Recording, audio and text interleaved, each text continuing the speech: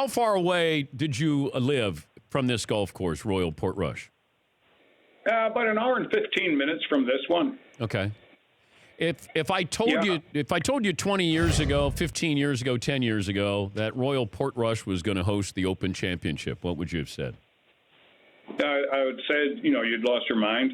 I never thought I'd see it in my lifetime, Dan.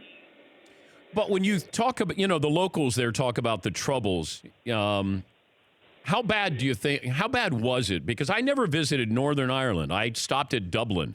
But what was it like, and what is it like now in Northern Ireland? Well, the Troubles, the most recent version of them, because there's been trouble brewing in Ireland, since 1690, and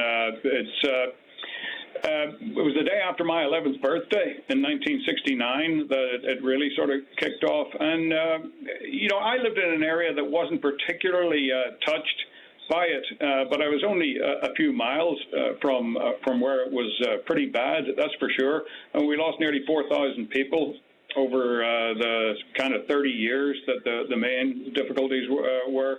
And we would hear explosions, and I actually worked at Balmoral Golf Club as an assistant, which is really in the war zone in Belfast, and we'd hear explosions pretty much every day. There were, street roadblocks and riots, and it was an interesting time.